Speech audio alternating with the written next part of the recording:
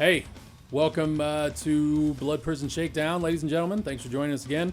Today I've got Brent Stooksbury from the haunted Hoorah. How are we doing today, buddy? Hey, doing good. Thanks, Vic. Yeah? You guys excited to be back? Oh, it's been a long time. Yep. Yeah. So when was your last year? 2000. Well, that's a good one. 2014, 15, 17. 2017. 17, yeah, okay. Because we came down for that, had a blast, which we'll get into that maybe a little bit later. But so you've been gone, geez, this will be 4 years? Yeah, should have only been 3, but with the with pandemic COVID and all that crap. Yep. Well, one, I can say personally, because I was at your old haunt, that I'm glad you guys are coming back. We had such a good time when we were down there. Amazing haunt. I mean, it was just everything from the atmosphere, getting on the military transport vehicles, I've still got my dog tags that I got at the beginning. Still got them. You know what I mean? It was just great, getting your ass kicked from beginning to end we loved it. We had a good time.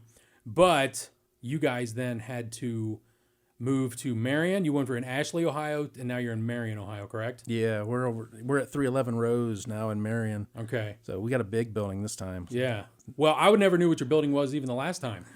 Honestly, I was blindfolded going in, and then when we left, I was like, "Where the hell are we? How we get back here?" It was. I remember talking earlier. We were just amazed at how we were clueless as to what way was up, and that was one of the great things. But you had to move, so let's get into that because a lot of the people I talk to, my friends in the industry here, were just like, yeah, they got kind of the raw end of the deal on this thing, and you tried to fight it. Is that correct? Yeah, I'm glad Vori, a law firm out of Columbus, took us on. Yeah, and if it hadn't been for them, we wouldn't have got anything out of it. Yeah, we were eminent domain. You don't win eminent domain. The best you can do is get paid back for some of your losses. Really? There's no winning. So eminent domain. So basically, it was a school district thing. It wasn't necessarily like the government building a highway. Yeah, you would think school districts wouldn't have that ability, but they do. If it's for crazy. The greater good, any government agency can use eminent domain. So let's figure out then, just so everybody understands, because I remember reading about it. I'm just like, it's crazy. So the school district came in and said they want your land to build a school on. Is that what happened? Yeah. Well, first they turned it down years ago because they could have bought it for $1, and they turned it down. So I step in, I buy it. I'm like, hey, let's do a haunted house. That type of thing. The old house, that's perfect. To go with the other building we had in town. So. Yeah, they came back 4 years later, and they said, we decided we're going to build our school on your property, and we already had it surveyed, so we'll see you. It's like, wow. So yeah, we ended up getting attorneys and fighting it out, but that was still two years in the courts. So when that happens, it's just crazy. Just hearing your stories is infuriating, but it's like there's this perception that you're going to get this giant sum of money for what they're taking. But apparently that wasn't the case. No, I mean, they look at what you paid for it, and then they divide it down, and then they come at you with the fact that they don't have to pay you anything, and what are you going to do about it? They're the biggest. I mean, anybody who uses it, in this case it was a school district, they're the bullies. Yeah. So they come in and they said, well, what are you going to do? I said, well, I don't know. That's crazy. Went through a couple of different attorneys before we got the ones we got, but right. They were literally not going to pay anything. And towards the end, I was pleading, can we at least have another season? Yeah. Because if you give us another season, before you start imposing your stuff, I can make some money to recoup my own losses. Right, exactly. And their thing was, no, we want you out now. So, going through the court system at least gave us another year to kind of reimburse our future losses a little. Yeah.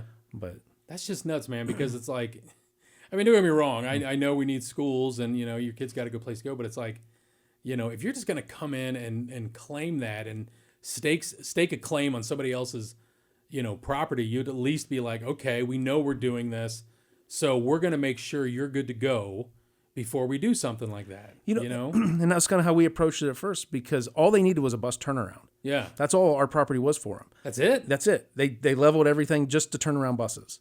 Oh my gosh. And it was like, well, can you help us find another spot? I was approaching it kind of naive, but I'm like, can you do something with us? Like, help us out. Yeah. And they're like, you can do whatever, you can find something, just go. And that was how they approached the whole thing all the way through it. It's unbelievable. Yeah. Well, I mean, I don't know the whole story on how it turned out. I'm assuming you got what you needed from, you had a lawsuit, yeah? Yeah. Eminent Domain is a lawsuit filed by them against me. So they were suing me. And there was nothing I could do about it but try to defend myself or just walk away. So when Voorhees took our case, we were able to postpone a year, which gave us another season. We were able to